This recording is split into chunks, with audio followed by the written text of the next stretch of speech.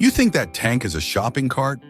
A young soldier laughed mockingly as he watched the small woman struggle to climb into the driver's compartment of the M1 Abrams. Laughter erupted, spreading across the blazing hot training field.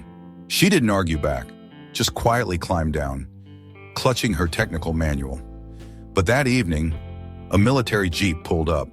A 4-star general stepped out, looked straight at the soldiers and asked, "Who just disrespected my instructor?" Meet Staff Sergeant Lena Keller, 37 years old, a combat veteran who once commanded tank units in Afghanistan, now working as a temporary training technician at Fort Rainier Academy. She had a compact build, hair tied back neatly, always wearing her faded gray mechanic's uniform, rarely speaking, often keeping her head down. Lena would show up early every morning, checking track systems, navigation equipment, cleaning the tank workshop until it sparkled. The young soldiers called her the logistics lady, or the tank cleaner. During one tank training session, when Lena climbed into the driver's compartment to adjust a misaligned control stick, one soldier called out loudly, "Hey lady, these aren't toys, you know." The others burst into laughter. "Look at her climbing into that tank like she's pushing a grocery cart." Lena remained silent, showing no reaction. When they pushed her out of the driver's seat, she bowed her head and walked away from the tank, still clutching her handwritten engine manual. She left behind an emergency acceleration system adjustment guide on the training desk, with no name written on it. Every day in the same pattern repeated. She would arrive before dawn, checking fuel lines, calibrating targeting systems, fixing small problems that nobody else noticed. The soldiers would make jokes. "There goes the cleaning lady again. Maybe she thinks she's a real tanker." But Lena never responded to their mockery.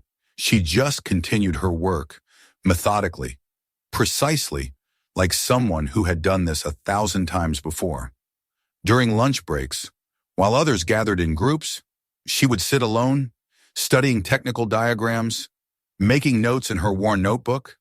The younger soldiers assumed she was just trying to look important, trying to fit in where she didn't belong. They had no idea that every adjustment she made, every system she fine-tuned, was based on hard-earned battlefield experience that had once meant the difference between life and death. But to them, she was just the quiet woman who cleaned their tanks.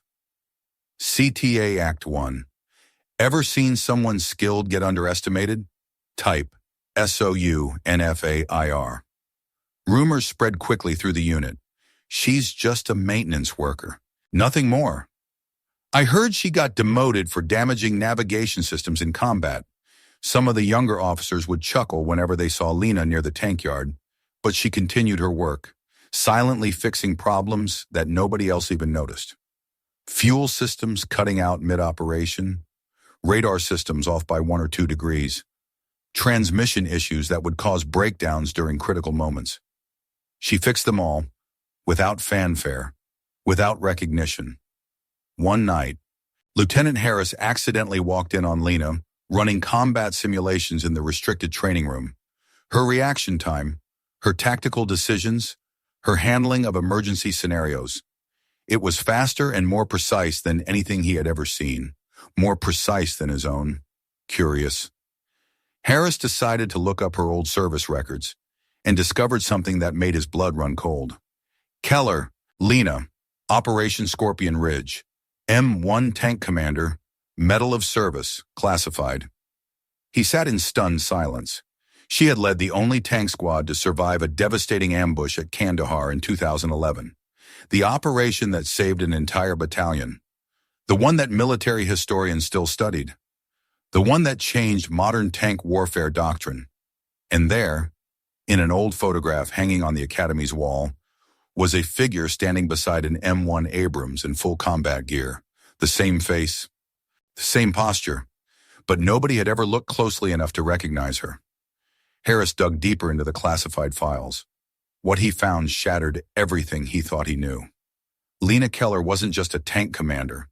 She was the tank commander, the one who developed the emergency recovery procedures they still taught at the Academy, the one who wrote half the tactical manuals they studied, the one who had saved dozens of lives by innovating battlefield repair techniques under enemy fire. But after the operation, after the classified mission that couldn't be publicly acknowledged, she had requested a transfer to training positions. No interviews, no publicity, no recognition. She just wanted to pass on what she had learned, to make sure the next generation would survive what she had survived. The young soldiers who mocked her every day had no idea they were learning from a living legend, a legend who chose to remain invisible. Because the mission was more important than the recognition. Harris stared at the files, his hands shaking. Tomorrow, he would have to face her, knowing that he had stood by while others disrespected someone who had earned more battlefield honors than the entire academy combined. CTA Act T2. Ever misjudge someone completely? Type, I was wrong.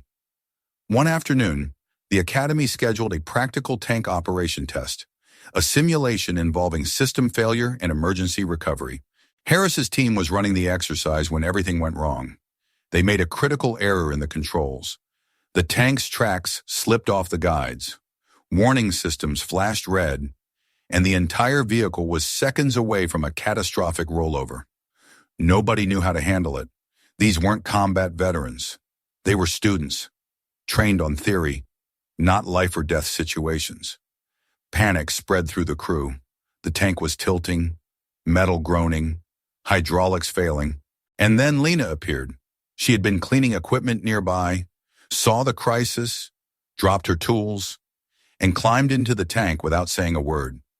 18 seconds. That's all it took.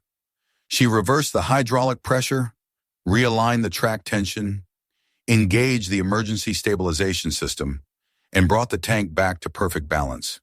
The control room fell silent, but at that exact moment, a heavily armored military jeep drove onto the training field. A 4-star general stepped out, followed by a convoy of high-ranking officers. This wasn't a routine inspection. This was something else entirely. The general walked directly toward Lena, who was standing quietly, wiping sweat from her forehead with a cloth rag. Then, in front of the entire academy, he stood at attention and saluted. Staff Sergeant Keller, the woman who saved my entire company in 2011. You're not a student here. You're not a maintenance worker. You're the person who wrote most of the tank warfare curriculum we teach today. The training field went dead silent. Every soldier, every officer, every cadet stood frozen. The general continued, his voice carrying across the field. This woman single-handedly held off enemy forces for 6 hours, while coordinating the evacuation of 43 wounded soldiers. She developed the tactical procedures that have saved hundreds of lives since then. And she did it all without ever asking for recognition. He turned to face the young soldiers who had been mocking her.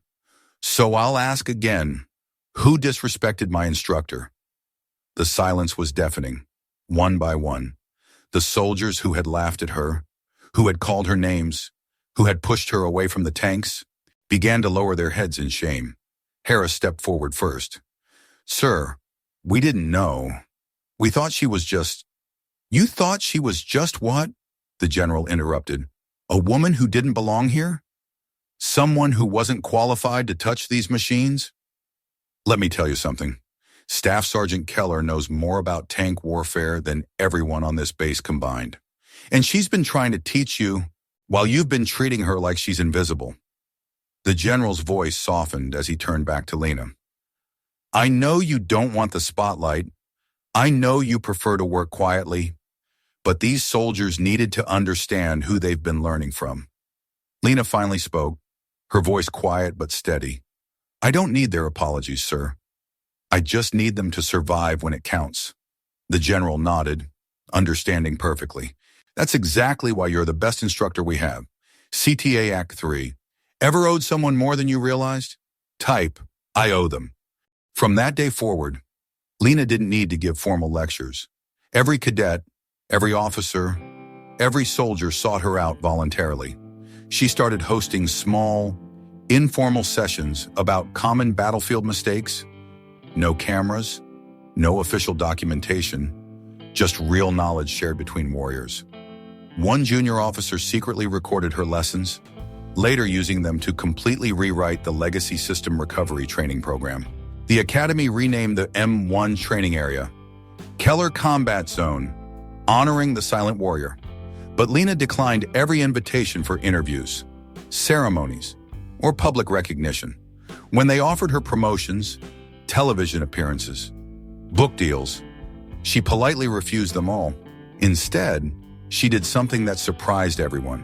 She walked to the main classroom whiteboard, wrote a single sentence, and then quietly left the academy to return to her hometown. "I don't need titles. I need them to come home alive." Those words remained on that whiteboard for years. Every new class of cadets would see them, and instructors would tell them the story of the woman who wrote them.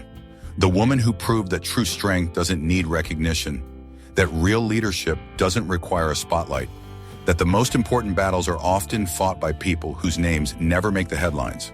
Lena Keller returned to civilian life, but her impact rippled through every soldier she had trained. Years later, when those soldiers faced their own combat situations, they would remember her lessons, her techniques, her calm under pressure, her dedication to precision over glory. And they would survive because she had taught them what really mattered. Not the uniform, not the rank, not the recognition, just the mission, just bringing everyone home. The Academy still receives letters from veterans, thanking them for the training that saved their lives. Training that came from a woman most of them never knew by name, a woman who chose to remain invisible so that others could live to be seen. CTST4. Believe skilled people deserve respect? Type, "I'll live better." Staff Sergeant Lena Keller didn't need praise. She needed accuracy. She needed recognition, not for herself, but for the mission behind her. In every organization, there will always be people who quietly do the right thing, who get overlooked because they don't make noise, but you'll see them most clearly when everything goes wrong. Lena's story reminds us that honor doesn't come from where you stand. It comes from when you stand up. Respect before you judge, because the person you mock today might have once saved an entire company, and you'll never know it. True warriors don't need spotlights. They just need you to listen, to learn, and to survive.